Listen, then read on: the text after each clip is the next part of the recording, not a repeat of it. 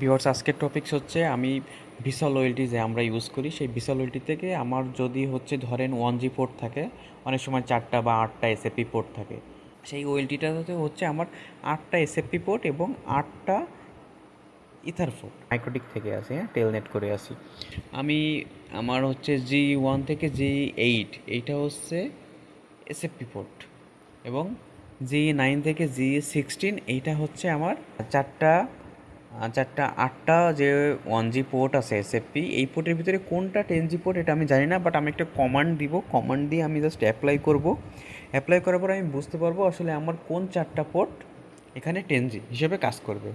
Config terminal mode থেকে আমি এটা যে কাজটা আমাকে করতে হবে সেটা হলো যে সর্বপ্রথম আমাকে ডিবাগ মোডে যাইতে হবে। হ্যাঁ, আমি হচ্ছে এখন দেখেন আমি কমান্ডে লিখব, কনফিগ মোডে আর থাকবো ডিবাগ মোড।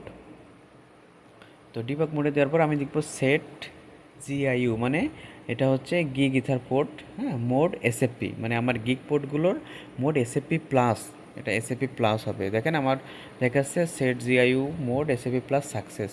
তো এখন আমি দেখে নিব যে আমার কোন 4টা পোর্ট 10G হয়েছে। সো ইন্টারফেস ব্রিফ, দেখেন আমার এখানে হচ্ছে 5 থেকে 8 এই 4টা পোর্ট 10G হয়ে গেছে। তো নর্মালি এখন আমি 10Gতে এই পোর্টগুলোতে লিঙ্ক আপ করতে পারবো, ঠিক আছে। তো এখন আমার কাজটা আর খুব বেশি না। তো ধরেন নর্মালি বাই ডিফল্ট এগুলো থাকে না, বা এখনকার ভিসলগুলোতে ভেন্ডর থেকে তারা 10G অলরেডি এনাবেল করে দেয়। তো যেগুলোতে এনাবেল থাকে না সেগুলোতে এইভাবে আপনি 10G করবেন। তো এখন দেখেন আমার আপলিঙ্ক পোর্ট হবে G5। তো এখন আমার G1 পোর্টটা আপ আছে, আপনি দেখছেন আপলিঙ্ক লেখা আছে। তো এখন আমার G5 পোর্টটা হচ্ছে আমার এটা আপলিঙ্ক হবে। তো আমি এখন যে কাজটা করব, G1 পোর্টের কনফিগারটাই G5-এ তুলে দিব। তো দেখেন আমি G1 পোর্টের কনফিগারটা দেখে নিচ্ছি।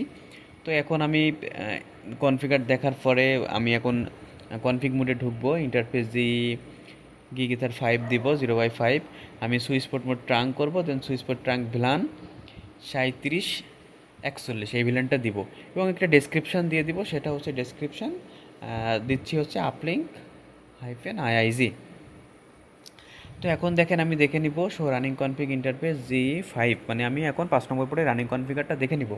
তো দেখেন আমার এখানে কনফিগার একদম আমি সেম টু সেম যেটা G1 পোর্টে ছিল সেটাও এখানে অ্যালো করেছি।